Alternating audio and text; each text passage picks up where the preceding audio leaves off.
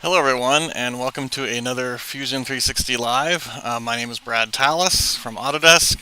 You'll notice my background looks a little bit different this time. I'm actually working remotely off of a hotspot, so fingers crossed this is actually going to go okay. First time I've done this. I'm actually traveling for about a month, and so I'm just located outside of Corvallis, Oregon right now in a campground. Also, Angelo was unable to help me out and be my wingman today due to a prior commitment, so I don't have somebody answering questions, and I've only got my 2 monitors instead of my 3 that I usually have at home. Please feel free to go ahead and post a question out into the chat, and hopefully some of the regulars that attend these might be able to answer your question. If not, I'm going to try and save some time at the end to kind of look over and take a look at those questions. So again, fingers crossed this is going to go smoothly. So let's go ahead and dive in. So what I wanted to talk about today is the very last episode in the miter saw stand live stream series. We went through and actually created all of these parts, and so if you haven't taken a look at that, do a search on for YouTube for Fusion 360 Brad Tallis, and you'll see this miter saw live stream series. What I wanted to talk about today is how do we do like these exploded views. In fact, if I go into my drawing, for example, I've got an overall exploded view, and then I've got kind of like these sub-assembly exploded views. And so I'm going to show how I would go about creating this whole series for you. To do that, you'll notice I'm actually in the animation workspace. So if I'm in my design workspace, my assembly looks like this. This is how we designed it. This is how we built it. We assembled it together with joints and all that kind of stuff. Now I want to show all of the individual components, and so I'm going to jump over into the animation workspace. Now I've already created some. I'm going to show you how I went about creating this and some tips and tricks on how to go about creating this. You'll notice under the transform menu there's auto explode 1 level, auto explode all levels, and then manual explode. So what does auto explode 1 level mean? Well, basically you'll notice my organization of my browser over here. I've got my top level assembly, and then I got kind of like these sub-assemblies. Like here's the table assembly, here's like the wheel assembly, and then like the extension arm assembly. So if I were to do an auto explode 1 level, it would basically explode just these guys out. So this would still stay assembled, but it'd be away from the table assembly. And the wheel assembly would still be assembled, but it would be exploded away from the table assembly, for example. So that's what 1 level does. Auto explode all levels basically explodes everything out, kind of like what you see here. Now, I will be honest, I am not a huge fan of these auto explodes and even the manual explode. I have a difficult time really getting it to look the way I want. Let me show you what I mean by that. This is the result from the auto explode. So it basically took, and it did a fairly good job, but there's really no control over, like for example, maybe I want this piece to be down here, I want the handle to be off of it. Some of these parts are kind of way out in space compared to others, and it would just take a lot of time for me to kind of come back and tweak and fix all of that. Now I did the auto explode already because it can take a little bit of time. In fact, this one took about 2 or 3 minutes actually to explode. So what I'm going to show instead is how I do basically manual positioning of the parts.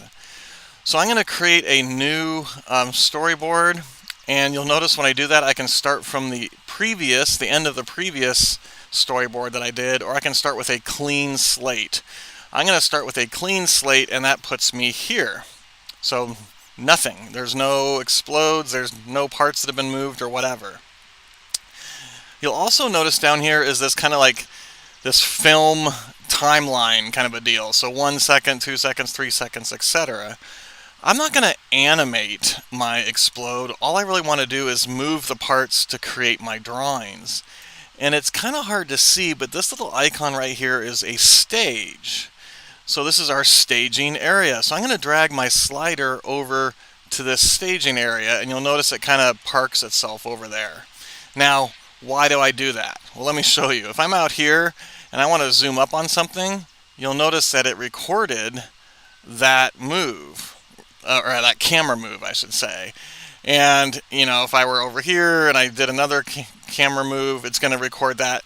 And this can get pretty clunky and filled up pretty fast. But if I drag over here to the staging area, you'll notice nothing's getting recorded. We haven't set the stage yet or anything like that. So that's one of the tips that I like to do. If I'm not really showing the assembly, like, you know, this part screws into this part and this, you know, wheel goes onto that hub or whatever, all I'm doing is basically exploding the parts out. So I'm going to move that over to the staging area. The next thing I'm going to do and talk about is, notice my browser is pretty well organized. So I've got, for example, this table assembly. Underneath that table assembly, I've got sub-assemblies like this end cap assembly, the other end cap assembly, my leg assemblies, and if I expand open my leg assembly, you'll notice that it even has sub-assemblies like this pin assembly that has like a washer and a lock washer and a spring and all this kind of stuff. So I did spend some time making sure that my structure is pretty well organized, and that will definitely help you when you go to create like this exploded view. I'm going to check the live stream. So look, I see a lot of hellos and all that kind of stuff, so hopefully the stream is going good. I apologize, I'm using a headset and I'm kind of near a highway, so if you hear road noise or lawnmowers or whatever, I have no control over that. So we'll see how this goes. Okay, so we're going to use this organization to our benefit. So maybe I'm going to start out by, I want to kind of explode this table. I really don't need these extension arms right now, so I'm going to turn those two extension arms off, and now we're just looking basically at the table. And I'm going to do manual positions. So under transform, there's this transform components. So maybe the first thing I'm going to do is I'm going to expand open this table assembly, and I want to grab that whole end cap assembly and maybe this handle. And you'll notice that there's these arrows that appear. Now I'm going to start to drag in that direction. So watch what happens when I do that. Notice my feedback. I've dragged it 156.802 millimeters, right?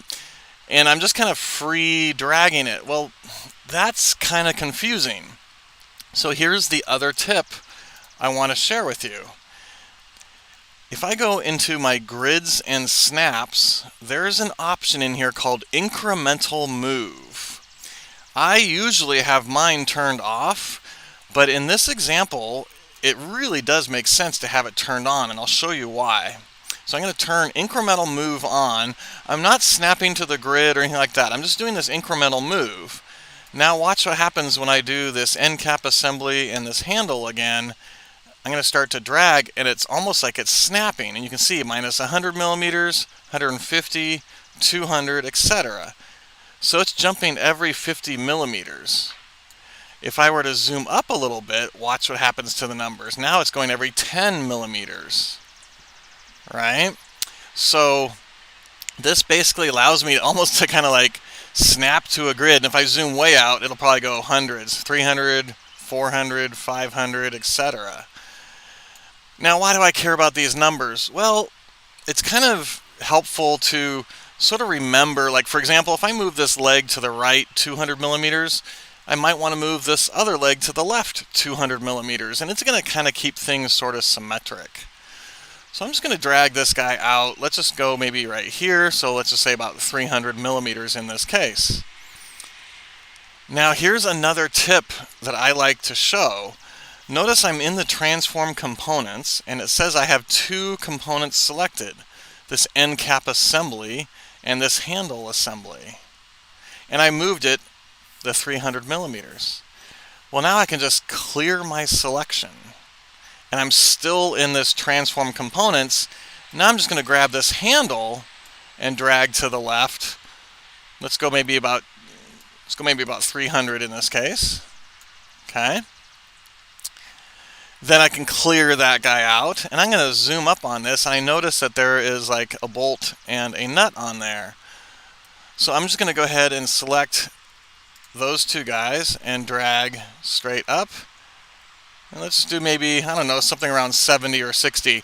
Now here's something that's going to happen is, as we start positioning things, we're kind of just throwing them out in space a certain distance, and then we can come back and tweak with them. So for example, I might not want to put the bolt right here because it's going to be hidden by this handle, right?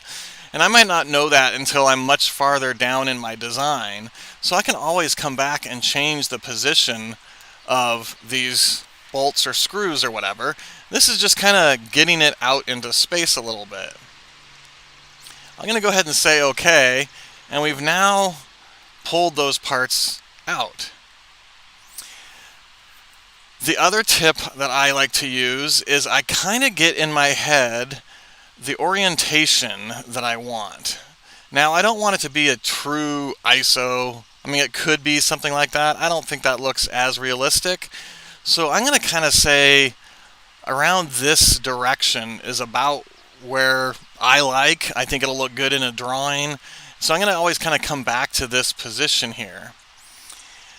Now you'll notice that we don't have named views over here, which is kind of unfortunate, but I will show you how we're going to use a named view to take this into the drawings here in just a moment.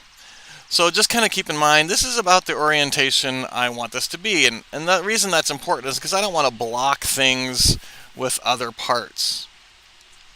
Okay, let's continue on, and again, I'm not going to do this whole assembly. I'll kind of show you the steps, and a lot of this is repetitive, so I'm going to show you some of the major tips and tricks and the major steps, and then we'll jump into the drawings. So now I want to move like this sub-assembly, this end cap assembly. Well, I don't want to move the whole thing, so I'm going to expand that open. I'm going to say let's move the end cap cover, and this hardware. So we're leaving this sheet metal part alone right now. And again, notice these arrows. So I'm going to lift, maybe let's lift that guy up and bring him back a little bit over here somewhere. I'll clear my selection. Then I'm going to come in and say, well, I want the screws. So I'm going to grab the 3 screws and just drag those out like so. Clear my selection. Then I'm going to grab maybe the end cap and the 3 nuts. Like so. Let's drag them that direction, and then finally maybe just the 3 nuts. So I'm kind of moving them in groups, so you can kind of see, instead of leaving all of the nuts here and moving this plastic part, I'm kind of saying, well, those nuts are part of this plastic part, so I'm going to move them together, and then I'm going to come in and move those guys out. And I'll just say OK. And that's looking pretty good, but maybe it's a little crowded right here. So let's go ahead and do that move one more time. So I'm going to just grab those guys, and let's just lift it up a little bit. And so you can see how they're still exploded, but now I'm kind of able to move them around kind of into a better position. Maybe that's not quite so crowded for me. So I'll just say right there. I'll go ahead and accept that. Okay, kind of looking at this looks pretty good. Now let's focus maybe on one of these legs. So I'm going to kind of fold some of this stuff up, transform. I want to do this leg assembly here. Now, notice my pivot points and all that kind of stuff. They're kind of pointing off into space a little bit, and I want to move them exactly horizontal. What it's basically doing is it's kind of lined up with the axis of this tube, which could work, but you'll notice if I like, I I guess it would work if I drag that arrow like that, but I'm going to show you a cool tip. Oops, way too far. If right here you see the set pivot, so I'm going to click on this icon, and then it's going to allow me to hover over edges or faces or points, and you'll notice like I know that this line goes horizontal, so I'm just going to click somewhere on that line. Now here's the catch. It doesn't know that you're done, so you have to click on this green checkbox. In fact, you'll notice it says done, so I'm going to click on that, and now you'll see that my arrows, my pivot arrows, or I call this the triad, is now located along that edge. So I'm going to kind of get to the orientation that I want to have in my drawing. Looks like that. I'm going to drag this out. Let's just go 200 millimeters. Okay, I'll clear that guy. And since I moved that guy 200 millimeters, let's go ahead and move this guy 200 millimeters also, just to kind of keep things symmetric. Then I'm going to come in and take a look at this leg assembly. So let's expand that one open, and we can see that there's a pin assembly in there. There's a bolt support, there's a foot and a leg and all this kind of stuff. So I'm just going to, let's just grab maybe that bolt and that pin. Now notice the orientation. I want them to kind of go out in the direction of the pins. I don't want to move them straight across. I want them to kind of come out of the hole. So I'm going to say set pivot, and I'm just going to come over here and click on like that pin right there. Say OK. And now you can see, actually I think I grabbed a point. Let me do set pivot and grab on the pin. So there we go. So now you can see that we have a line that's in line with that bolt. So I'm just going to grab those guys and pull them out a little bit. Okay. Clear that guy out. I'll grab the spring that's in there, drag it out a little bit, kind of, let's go maybe 100 millimeters in that case. Grab the nut, and I'm going to go ahead and grab both of these. There's a little washer and a little clamp clip, so let's just do maybe something like that. And then finally I'll just grab that little clamp washer, whatever the correct term is, and drag that guy out. So you can kind of see how, these two are lined up because we moved them together, and then I moved that guy off of that. And it just creates a nice looking, equal distance spacing for everything. And these bolts are still lined up with that hole. And I kind of paid attention. I moved them about 50 or 60 millimeters. So if it were me, I'd probably come over and do this other side, since that's kind of in my head right now. So I'm just going to go ahead and grab those. And this time you can see that the arrows are lined up correctly in this case. So I'll pull that out about that far. Grab the spring that's in there. And again, I'm not going to do all four legs. I'm just going to kind of show the idea, and then we'll take the cake out of the oven and switch to the drawing workspace. So we'll move that about 50, and then clear that, and then finally add that guy in there and do that one about 50 or 60. So let's do 50 there. I'll say OK. And now I have kind of that equal looking, almost symmetrical looking spacing over there. Okay, now I'm going to kind of look at my isometric view, and this is kind of what I was talking about earlier. So as you start getting things where you want them, some other things might get covered up. So very, very simple. I'll just come back in here, and we know this end cap assembly. I'll just go ahead and click on it, and you'll notice it's grabbing all of the children underneath that. and I can just kind of move this back a little bit. Maybe something to here, for example. Say OK. And I don't care that this is kind of covering up the leg, but now we can kind of see what's going on there. We see there is a nut right there, so maybe I pull those in a little bit, but you get the basic idea. In fact, maybe I'll kind of rotate my camera until we get what we want. But now I can really see what's going on here. I'll move this guy up maybe 100 millimeters, etc., etc. I'll do one of the wheels and then we'll call it good. Just to kind of show something else, so let's do a transform. I'm going to grab this wheel assembly, and you'll notice the pivot's kind of over here, but that's fine. I could move it over here, but all I care about are the arrows pointing in the right direction. So I'm going to bring that out. Looks like about 250. Then I'll zoom up a little bit. I'm going to go a little bit quicker here, so I'm just going to drag those guys, maybe about 70. Then I'll just click on that guy and bring them there. Then I'll do the wheel, the hub, and that nut, and let's just bring it this way, and I can kind of see, okay, there's a washer, so let me give it a little bit of room for the washer. I'll click on the washer, bring it over about 60, which is about the spacing I've been doing for everything else. And I'll do those two, or actually let me do the tire. So let's do something like that, and then finally that guy there. And maybe we bring this over one more notch or so. Okay, so there very quickly I exploded this whole wheel assembly. And you can see literally how fast that was compared to some of this stuff here. Like even the manual explode, it works. It allows you to specify which axis and all that kind of stuff, but it's kind of a one piece at a time.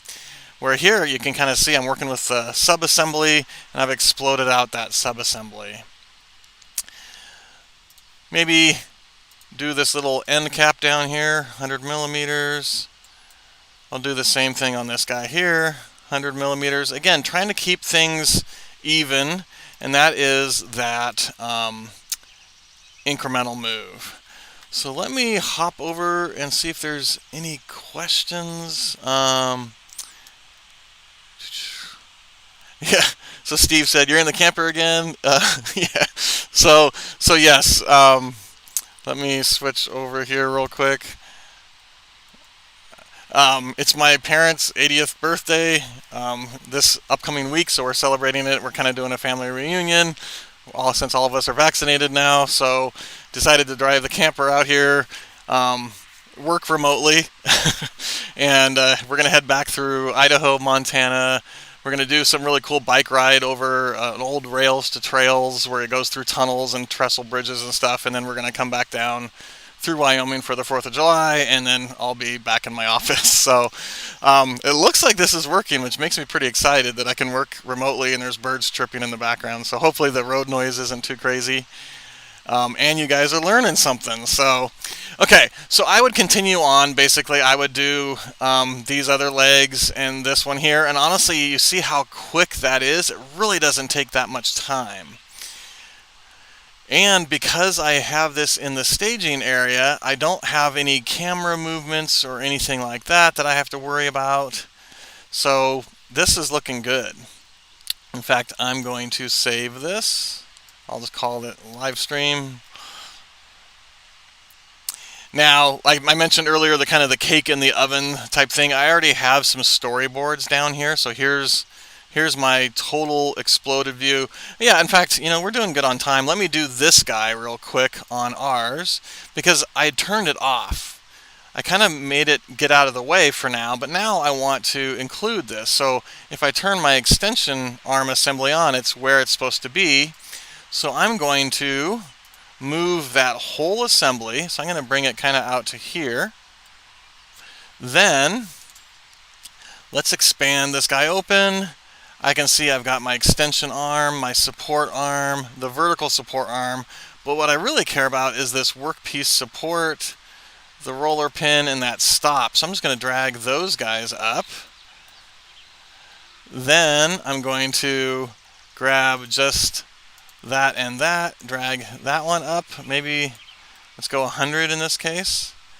And then I'm just going to click on that guy and drag him up. And so you can see everything is lined up, everything's equally spaced. If I click on this, I can drag this arrow to the right. Let's go 100 for that one, and let's do 100 for this one. And literally, just that quickly, we've done this exploded view. And then maybe the last one here is this guy. I'll bring him up and pull this one back a little bit or something, just to kind of give an idea. In fact, I could even pull both of those back if I want to. So, okay. So you saw how quick that was. Pretty, I think this is the method I really like. This is what I use all the time. So we'll save that one.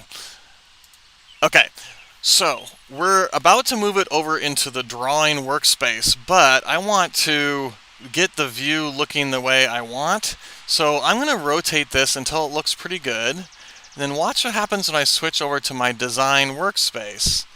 Notice the orientation of it. If I go back to my animation workspace, it's in the exact same orientation. So let me go here. I go to my design workspace. Notice that orientation. I go back to my animation. Now, why am I pointing this out? Well, like I mentioned before, we don't have what's called named views in the animation workspace. But what I'm going to do is I'm going to get this looking the way I want it to look. Let's just go right about there.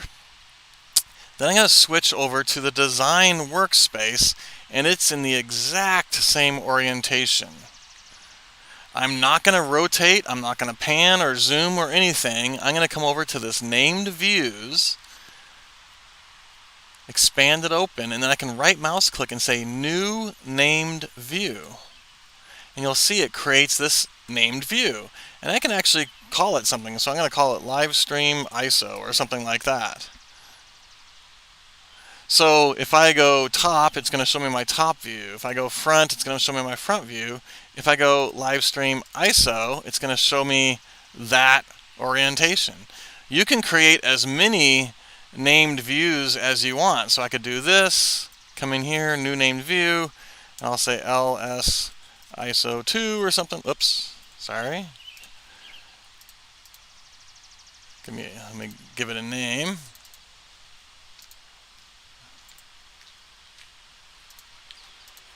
Okay. That's not letting me rename it. Oh well, I'll just leave it like that. For whatever reason, my mouse is acting weird. But you can kind of see, I can go LiveStream ISO, go to this named view. So I can have as many of these as I want. You know, there's the small tab, you know, kind of a thing. So, or sheet metal tab, I should say. So you can have a bunch of different named views. Okay, so let's go ahead and save this. Because I've made some changes, I can see the little asterisk. I'm going to go ahead and save this. And then we'll create a drawing. Let me jump over, make sure there's no major questions. Hopefully we're streaming okay. I don't see any new comments for a while. So, okay, so let's jump back.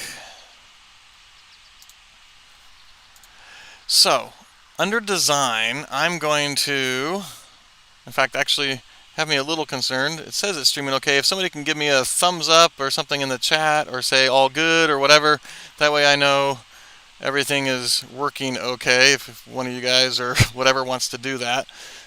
Hopefully we're still streaming. Okay, so I'm going to go to the design workspace and say drawing, but instead of from design, I'm going to say from animation.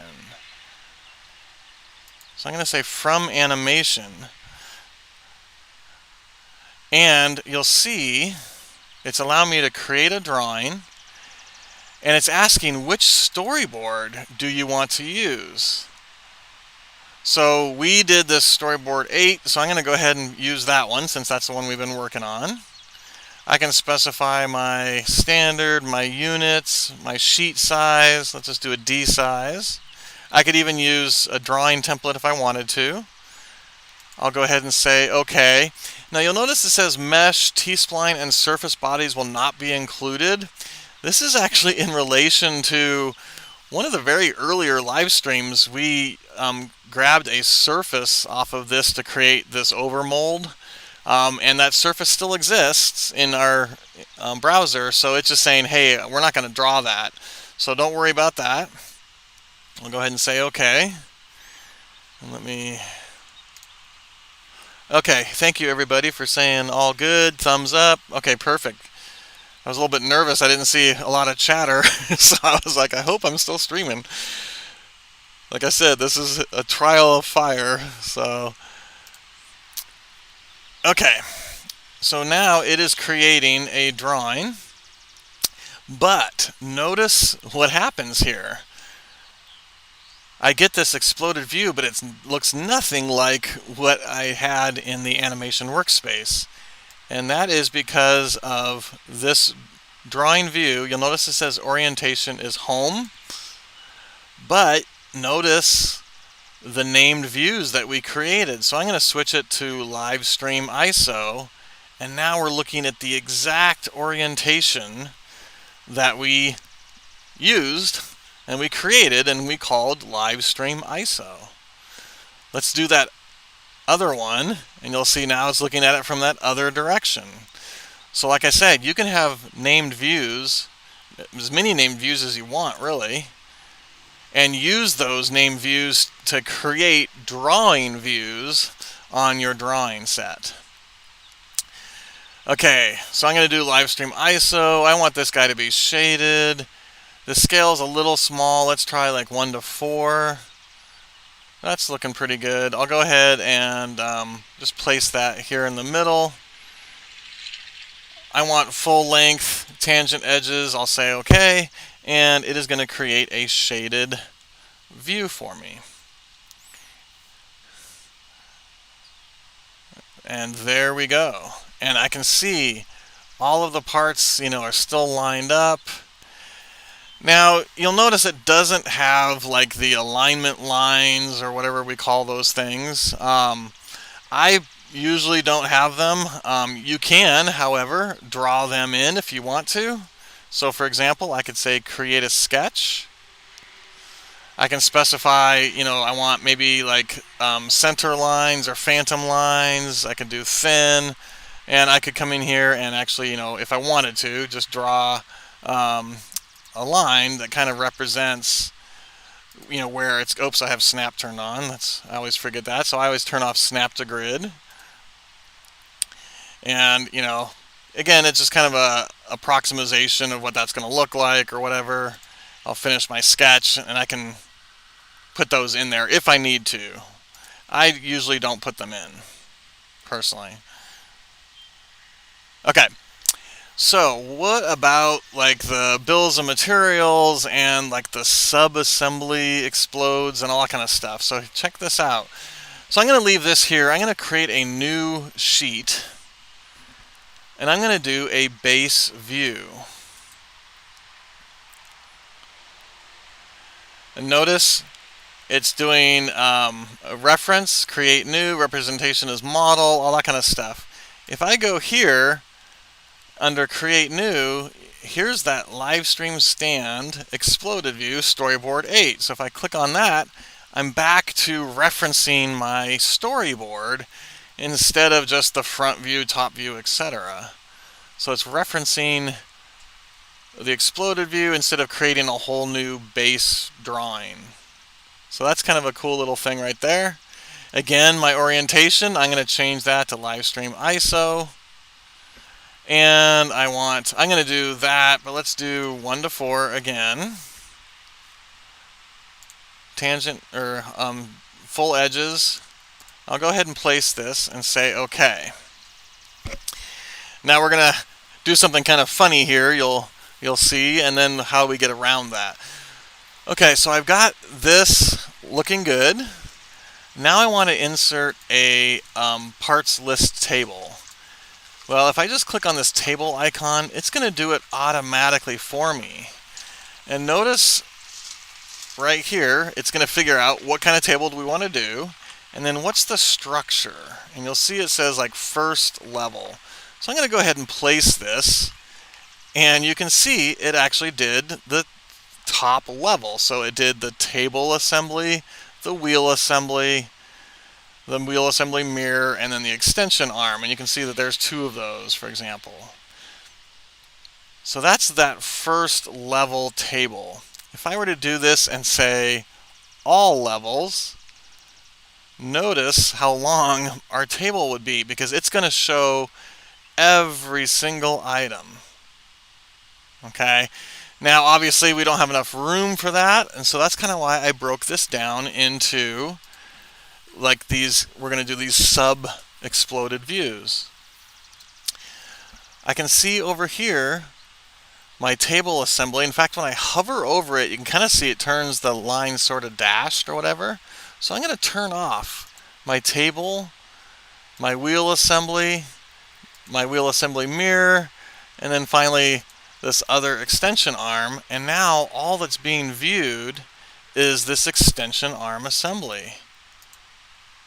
In fact, I could even maybe come in here and let's make that like a 1 to 3. 1 to 2 maybe. Sure, that looks good. Okay. Now I want to create a bills of materials and balloons for this. So I'm going to say table, first level, or all levels. And now I go to all levels. Let's go ahead, maybe I'll place it here. And you can kind of see it created this table for me, and it did these balloons. But notice like all of these numbers. So it's basically telling me the quantity of them, and kind of like the assembly, sub-assembly, sub-sub-assembly. That's kind of what this is showing. It's pretty cool. I usually, and I forgot to do this, I usually change my text height to be a little bit larger. So let's do larger text. You can see my table got a little bit bigger. I can control, like I don't like how this looks right here, so I'm going to click on this table. Let's just drag this to the left a little bit. And I can change like how wide each of these columns is. So obviously I don't need a very wide quantity, and you can see as I'm dragging this to the left, it's going from multiple lines more down to single line. And maybe we don't need the description to be quite so large or whatever. So let's just crank that guy down. And there we go. We're going to get all of that onto one line. I have not assigned any materials or anything like that. I could also, move this to have been up to the upper right corner, all that kind of stuff. Now, what about these balloons? So here is some tips with these balloons.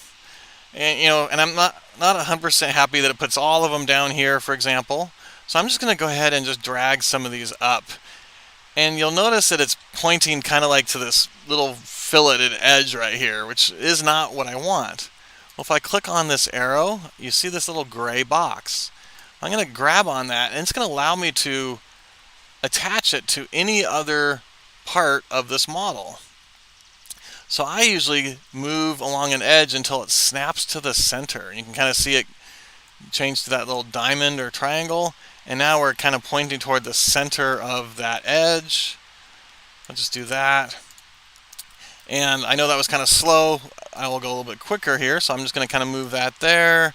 I'll move this guy over here. I'm not worrying about where they're lined up, but I'm just going to do something like that. This guy here, I might move over to the left and snap to the middle. Now, I don't like the line to be perfectly horizontal, so I'll move that over here a little bit. Move the whole view over a little bit. Now notice 4.4.2. 4.4.2 is a quantity of 2 right here, because there's 2 of them. I could add a balloon to this guy, and it's going to say 4.4.2. So Depends on how many balloons you want. So again, just kind of quickly moving these guys around. changing the orientation, because it just kind of does a quick default of what it can. I noticed it is pointing to this little end cap, which we didn't explode out, which I should have. There's 4.1. So check this out. 4.1 is actually pointing to this main beam right there. Well, I don't want it right there, so I'm just going to delete that out of there. Then I can come in here and say balloon. I'll click right there. Oops. Well, clicked twice too fast. But I'm just basically recreating that balloon where I want it to be. Okay. So I kind of get this looking the way I want. So that guy goes there. I'm going to do that. And then maybe, where should I put? Let's put I don't like these lines crossing over, so I'm going to do that guy. And I'm just going to move this over to here. Okay. Now that I've kind of got the balloons sort of where I want them to be, here's a cool tip. I'm going to go under the tables and say align balloons. Select the balloons to align. Well, let's do this one, and this one. So I just clicked those three. I'll hit the Enter key, and it says specify start point. So I'm going to click maybe like right here, and then watch what happens. So it's starting right there, and now I can either make the balloons go straight up or follow a particular angle or whatever. So I'm just going to do maybe something like that, and now those are perfectly lined up. Let's do the same thing here. Align balloons, this guy, this guy, this guy, and this guy, enter.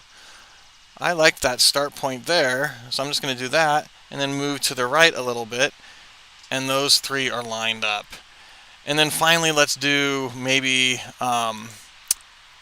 these guys over here. I'll hit enter.